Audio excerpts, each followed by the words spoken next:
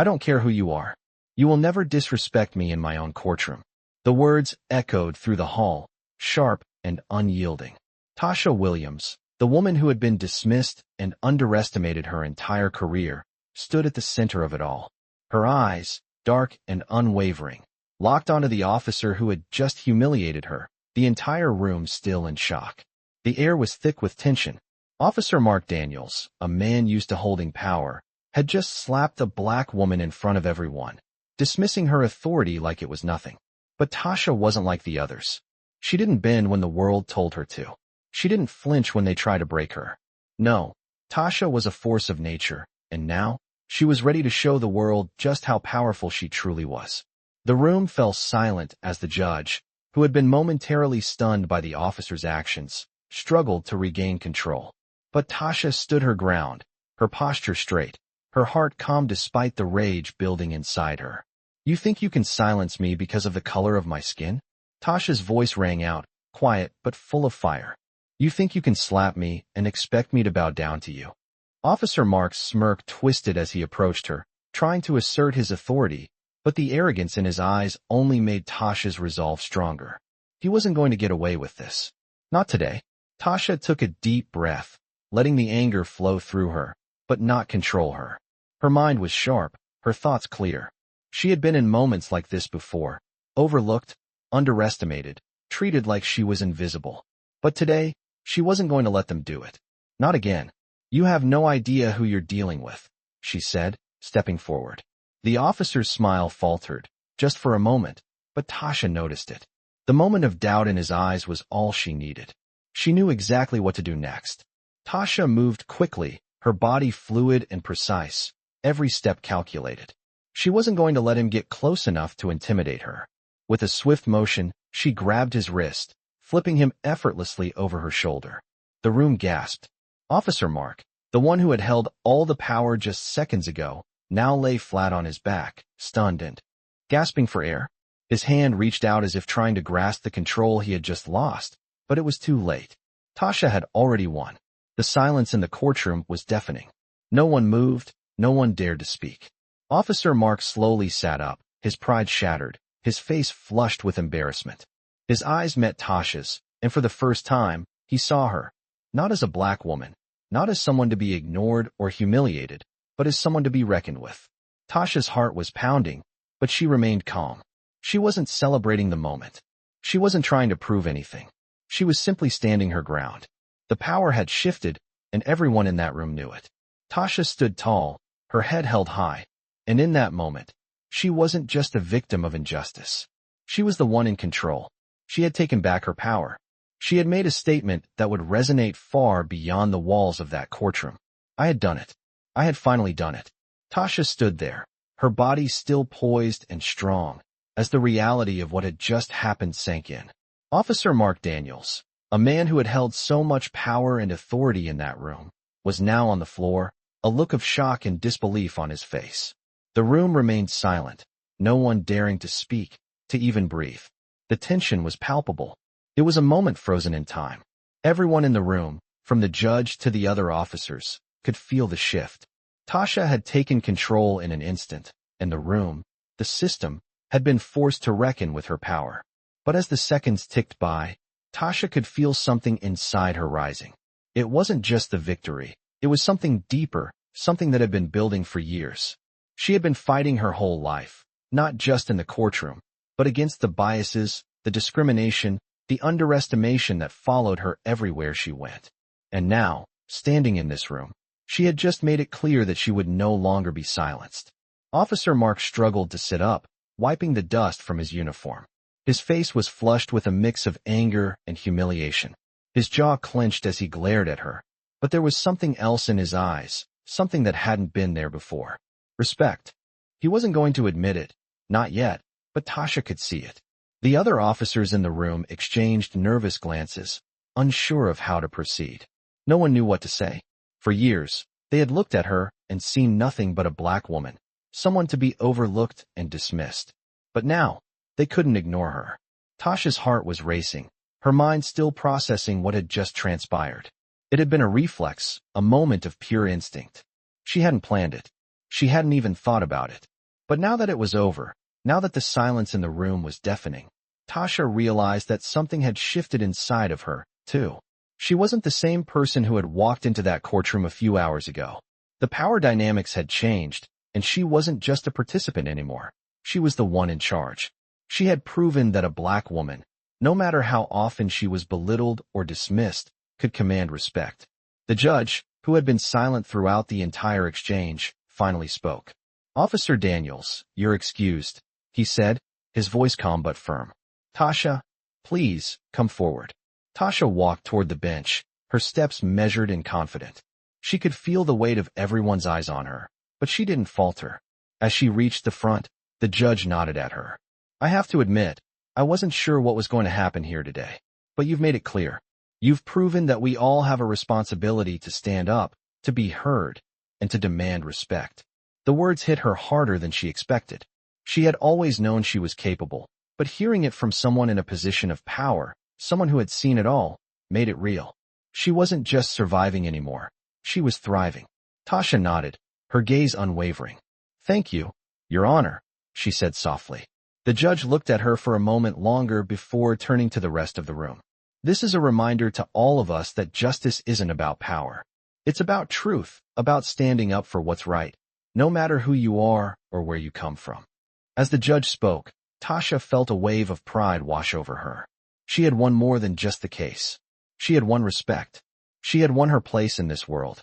And nothing could take that from her. "I had never imagined the day would come when I'd be standing in front of a room full of people, holding my ground in a way I never thought possible." After the trial, after the chaos in the courtroom, I couldn't help but think about how far I'd come. The next morning, I woke up to a quiet house, the kind of stillness that comes with a victory, but also with the weight of what had happened. There was no celebration, no cheering, just the sound of the city outside and the hum of my thoughts. I had done something no one expected me to do, but I still felt like there was more to be done. I was sitting at my kitchen table when my phone rang. It was an unknown number. Normally, I would have ignored it, but something about it made me answer. "Tasha Williams?" a voice asked on the other end. "This is Judge Ryan," the voice continued. "I just wanted to personally thank you for what you did yesterday. You've made an impact, and I think it's time you know that." My breath caught in my throat. I hadn't expected the judge to reach out. I knew he had been watching, but hearing his words, hearing the respect in his voice, meant more than I could say. "Thank you, Your Honor," I replied, my voice steady. "I just did what I felt was right." There was a pause on the other end before he spoke again. "That's what makes you different, Tasha. You didn't do it for the attention, for the applause. You did it because you knew it was time to stand up. And that's something that many people don't have the courage to do." I was silent for a moment, taking in his words. It felt like the weight of everything I had fought for was finally being recognized. "We're going to be holding a public hearing next week," he continued. "I'd like for you to be there. I think the community needs to hear from you. Not just about the case, but about everything that led to that moment. The people need to understand what it means to stand up, even when they're told to stay quiet." The invitation hung in the air, but I didn't hesitate. "I'll be there," I said, a sense of certainty in my voice. After the call, I sat in the silence of my apartment for a few moments, processing everything that had happened. It wasn't just the case, or the trial. It was everything that had brought me to this point. The years of being underestimated, of being told I wasn't enough. The constant struggle, the exhaustion. But in that moment, I realized something. I wasn't just fighting for myself anymore. I was fighting for everyone who had ever been told they didn't belong. The next week came quickly. I stood before a packed room at the public hearing, my heart pounding in my chest. This wasn't a courtroom. It wasn't about legalities.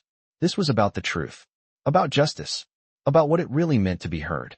I walked up to the podium, and as I looked out at the crowd, I saw the faces of people who had been waiting for someone to speak up, to tell their story. I cleared my throat, my hands steady as I adjusted the microphone.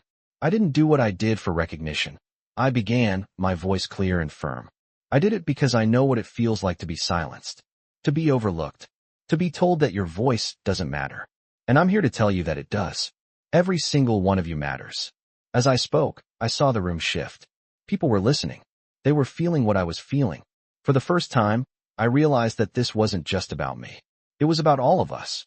It was about the people who had been pushed down and told they weren't good enough. It was about the power of standing up, even when it feels like the world is telling you to sit down. When I finished speaking, there was a moment of silence. And then, the applause came. It was quiet at first, but then it grew. The sound of people clapping, of people finally hearing what they needed to hear. I had done it. I had not just proven myself in the courtroom, but I had proven something much bigger. I had proven that no one, no matter their race, their gender, or their background, should ever be told they don't matter. In that moment, I knew I had made a difference, and I would keep fighting. For myself, for others, and for the world. That was finally starting to listen. The next few days passed in a blur, the weight of what had happened sinking deeper into my bones. But even in the quiet moments, the significance of what I had done began to unfold. I hadn't just stood up for myself. I had stood up for every person who had ever been silenced, who had been pushed down and told they weren't enough. I had made a statement, not just in the courtroom, but in the world. It felt like the beginning of something bigger. I had become a voice for those who didn't have one. The media caught wind of the story. Headlines read, "Black woman stands up against officer's assault in court, an unlikely hero. Tasha Williams defies the odds." Everywhere I went, people recognized me, nodded, and sometimes even stopped to thank me. It wasn't the attention I had ever wanted, but it was clear that the message had resonated. It was making a difference. That evening, I stood in front of the mirror, brushing my hair, staring at my reflection. The woman I saw wasn't just the woman I used to be. There was a strength in her now, something that had always been there but had been buried beneath years of doubt, fear, and discrimination. I had never allowed myself to believe that I was enough. I had spent my life fighting to be seen, to be heard, to be valued. But now, I realized, I didn't need anyone's permission to be powerful. It was mine to claim. The phone rang again, pulling me from my thoughts. It was an unfamiliar number. I hesitated for a moment before answering. "Tasha Williams?" the voice on the other end asked. "Yes," I replied. "This is Mayor Edward Simmons. I've been following your story, and I believe you have the kind of voice this city needs. We've been looking for someone to help bridge the gap in our community, to speak out about issues that matter, and I think you're the person for the job." My heart skipped a beat. The mayor? It was surreal, almost unbelievable. "Thank you, Mayor Simmons. I'm honored," I said, my voice steady but filled with surprise. "I've been thinking about what you said, about using my voice for something bigger. This city, these people, they need someone who will stand up for them. I want to help. I want to make a difference." There was a brief silence on the other end of the line. Then he spoke again, his tone thoughtful. "We've been working on a new initiative, one that addresses racial inequality and systemic issues within the police force. I think you'd be the perfect person to lead it. We need someone who knows what it's like to fight for justice, someone who understands the real impact of these issues. Will you join us?" His words struck me like a lightning bolt. I had spent years fighting against a system that had constantly sought to silence me, to keep me in my place. Now, I was being given the opportunity to change that system, to help reshape the future. It felt like a responsibility, a calling, that I couldn't ignore. "I'll do it," I said, my voice firm with determination. "I'll help. We can make this city a place where people like me, people who've been forgotten, are finally heard. It's time for a change." The conversation ended, and I stood there for a moment, the weight of what had just happened settling over me. This was it.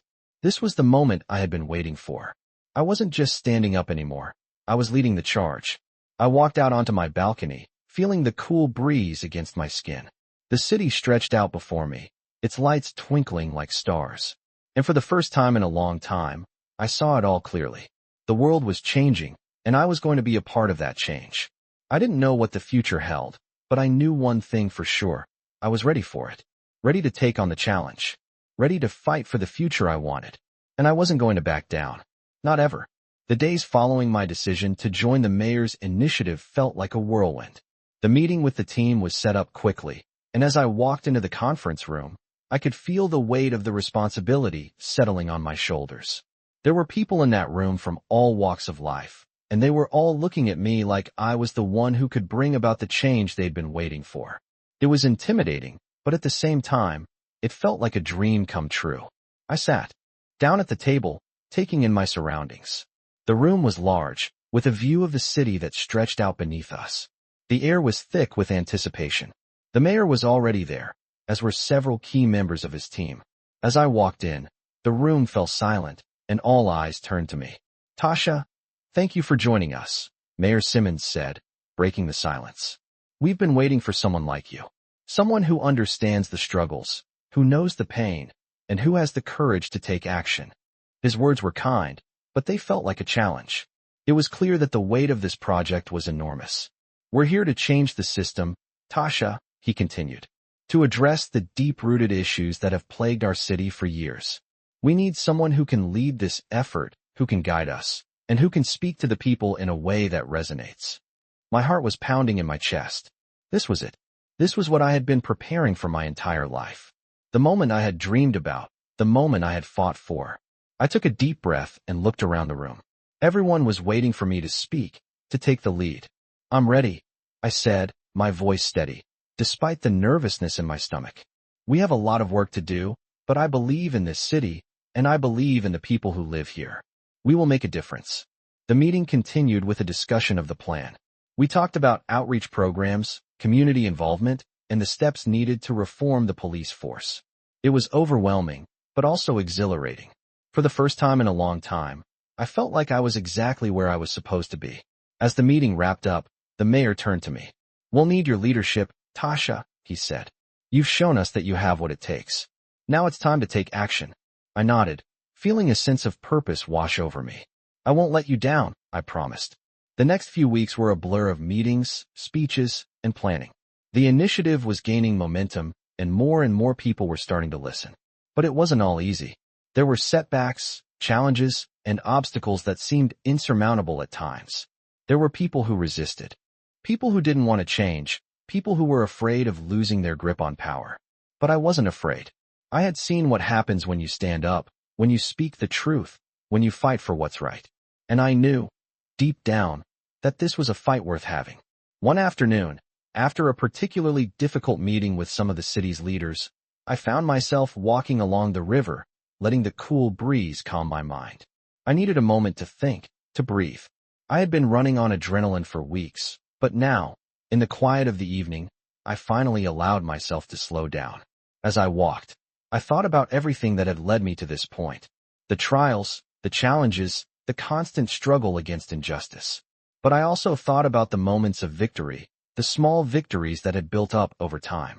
The way I had stood up in that courtroom, the way I had fought for the truth. Those moments kept me going. They reminded me of why I was doing this. And as the sun began to set, painting the sky with shades of pink and orange, I knew that this was just the beginning. I had a long road ahead of me, but I was ready. Ready to keep fighting for what was right. Ready to keep pushing for change. And I knew, without a doubt, that I wasn't alone. There were people out there who believed in me, who believed in the cause, and together, we could make a difference. As the days turned into weeks, the momentum of the initiative continued to build, and so did the pressure. It was clear that we were starting to make a real impact. But with that came resistance. The old guard, the people who were comfortable with the status quo, weren't happy. They tried to undermine our efforts at every turn. They questioned our motives, spread rumors, and tried to discredit the work we were doing. But it didn't faze me. I had seen this before. The backlash was inevitable. It was a sign that we were on the right track. The more they pushed back, the more determined I became. One afternoon, after a long meeting with community leaders about police reform, I was feeling the weight of it all. It felt like no matter how hard we pushed, there was always someone waiting to pull us back. I stepped outside the building, needing to clear my mind, and walked down the street to the park. The cool breeze and the quiet of the trees helped calm my racing thoughts. I found a bench and sat, staring out at the water. It was peaceful here, away from the noise and the pressure. But even in the calm, I couldn't help but think about everything we were up against. The work wasn't easy, and it wasn't always clear that we were making progress. But I knew something. I knew that no matter how hard the fight, no matter how much resistance we faced, we couldn't stop. We couldn't let the fear of change hold us back. I had seen what happens when people stand up, when they push back against injustice. I had seen the power of truth, the way it could shift the tide, even when it seemed impossible. I wasn't in this for the easy win. I was in it for the long haul. and I knew that as long as I kept fighting, as long as I kept pushing for change, things would eventually shift. I was determined to make sure that the voices of the people who had been silenced for so long would finally be heard. I stood up from the bench, feeling a renewed sense of purpose. The fight was far from over, but I was ready for whatever came next. The next morning, we launched the first major outreach program. It was a huge step forward, a chance to reach out directly to the community, to hear their concerns, and to show them that we were committed to real change. As I walked into the community center where the event was being held, I could feel the energy in the air. People were excited, hopeful. There was a sense of anticipation that I hadn't seen before. This was a pivotal moment, and I knew it. I stood at the front of the room as the first speaker took the stage.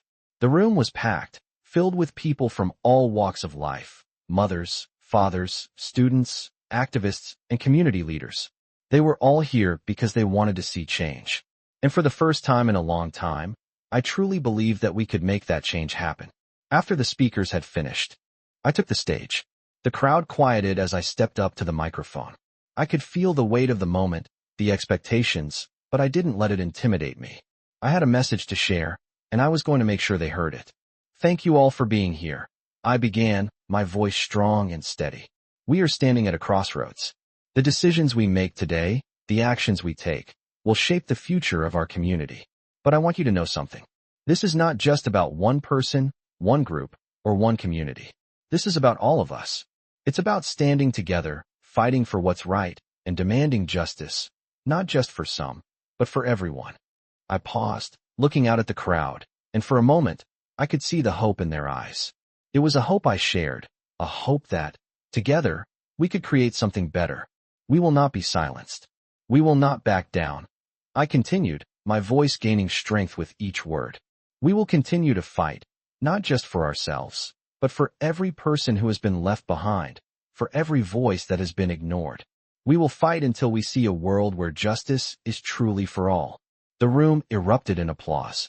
It was the loudest, most powerful sound I had ever heard. In that moment, I knew that we had already won, that we were already making the change we had set out to create.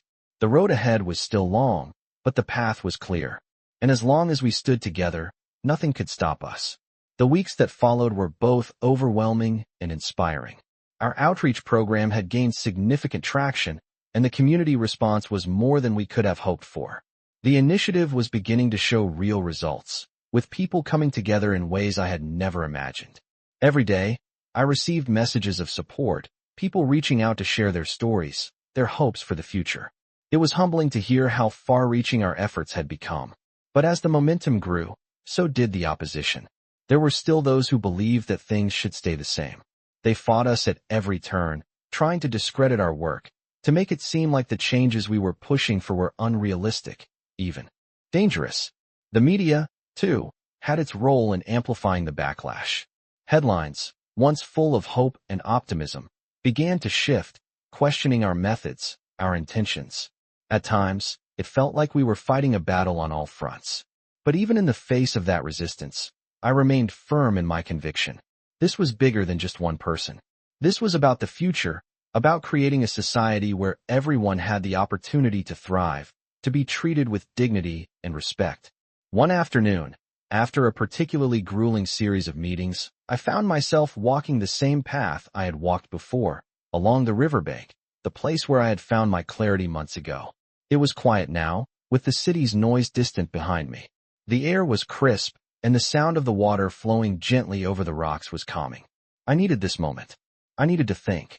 As I stood there, looking out over the water, I reflected on how far I had come. Just a few months ago, I was in a courtroom, fighting for my voice to be heard. Now, I was leading an initiative that was changing lives.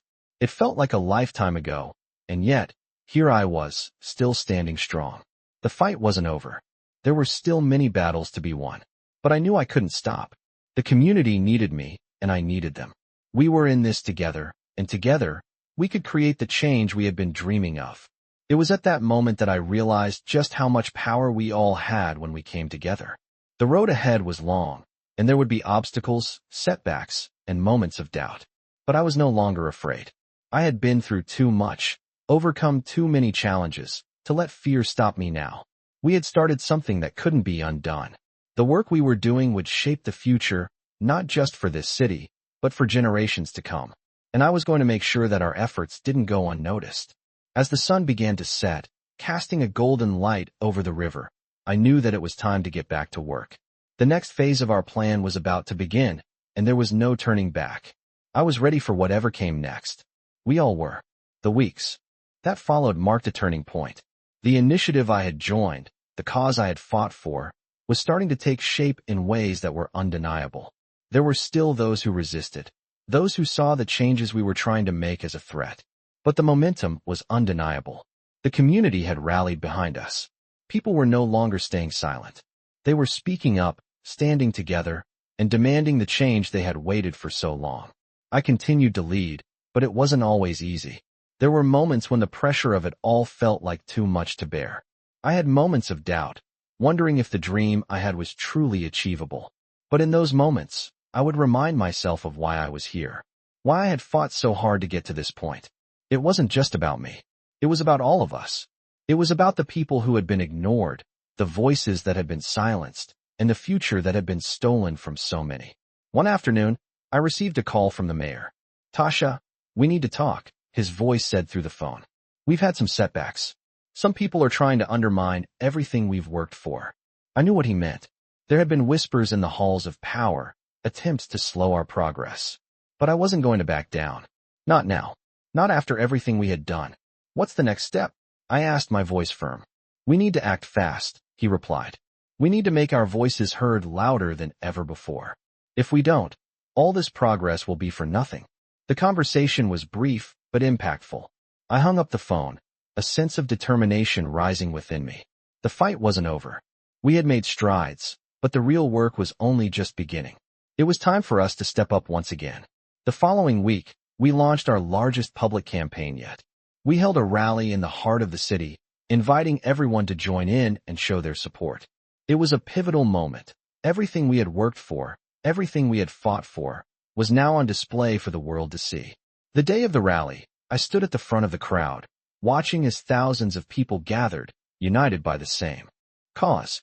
Their faces were filled with hope, with a belief that things could change, that things were changing. It was a sight I would never forget. As I took the stage to address the crowd, the energy in the air was electric. The cheers, the chants, the clapping, it all blended into one powerful wave of support. I stood there, looking out at the sea of people, and for the first time, I realized just how far we had come. "Today is a day we make our voices heard," I shouted, my words carried by the wind to every corner of the crowd. "Today, we show the world that we will no longer stand by and let injustice go unchallenged. We will fight, not for ourselves, but for every person who has been silenced, for every person who has been overlooked, for every person who has been denied their right to be heard." The crowd erupted into applause, their voices echoing through the city streets. I could feel the power in the air, the energy that surged through everyone who had gathered. It was a moment of unity, of strength. We were a force to be reckoned with, and we weren't going anywhere. As I finished my speech, I looked around at the faces of the people who had come to stand with us, and I knew without a doubt that we were making a difference. We were changing the conversation, shifting the narrative, and showing the world that we would no longer tolerate injustice. And as the rally came to a close, I felt a renewed sense of purpose. This was just the beginning. The fight for justice, for equality, for a better future would never stop. We would keep pushing, keep fighting, and keep standing up for what was right. Together, we were unstoppable. The days following the rally were filled with a newfound sense of hope and possibility. People from all corners of the city reached out, some to offer their support, others to share their stories of struggles and victories. The movement we had started was no longer just an idea. It was a living, breathing force, one that was changing the way people viewed the world around them. But as the momentum continued to grow, so did the pressure. Every day, it felt like there was something new to confront, a new challenge to face. There were those who tried to discredit us, to tear down everything we had built. There were still systems in place that resisted change, that fought to keep the status quo intact. But I knew that we couldn't back down. We couldn't let the forces of resistance silence us. We had come too far, fought too hard. One morning, I received a call that would shape the next chapter of our fight. It was from the mayor. Tasha, we've been invited to present our findings at the state capitol. They want to hear from us, to understand the progress we've made and the challenges we've faced. I could hear the excitement in his voice, but also the weight of the responsibility. This was a huge opportunity, a chance to take our message to the highest levels of government. I knew this could be the turning point we needed. I'll be there, I said without hesitation, my mind already racing with the possibilities. Over the next few days, we prepared. We worked tirelessly to craft our message, to ensure that our voices would be heard loud and clear. This was more than just a presentation. It was our chance to show the state, the country, that the work we were doing was making a real impact. That the changes we were fighting for were not only necessary, but long overdue. The day of the presentation arrived. I stood in front of a room full of legislators, community leaders, and officials. The room was filled with anticipation, but I wasn't nervous. I had been in front of crowds before, but this was different. This was where the decisions were made. This was where we could shift the narrative. As I stepped up to the podium, I felt a surge of confidence. I wasn't just representing myself anymore. I was representing everyone who had ever been silenced, everyone who had ever been told they didn't matter. I was there for them. Thank you for this opportunity, I began, my voice steady. We stand before you today not as victims, but as people who are determined to create a better future. A future where everyone is treated with dignity, respect, and fairness. The room was silent, the weight of my words hanging in the air. We have made progress, I continued. But there is still much work to be done. The systems that have kept people oppressed for so long are not going to change overnight. But we can make a difference. We can work together to create a society that is truly just, where everyone has the opportunity to thrive. As I spoke, I could see the room start to shift. People were listening. They were hearing me. And it felt like we were on the edge of something monumental. When I finished speaking, there was a moment of silence. Then, a round of applause. It wasn't just polite applause. It was genuine, filled with the recognition of the work we had done and the work still ahead. That moment, that feeling of being heard, was something I would carry with me forever. As the meeting continued, I felt a renewed sense of purpose. We weren't done, not by a long shot, but we were closer than ever to making the change we had been fighting for. I knew that the road ahead would still be difficult, that there would be setbacks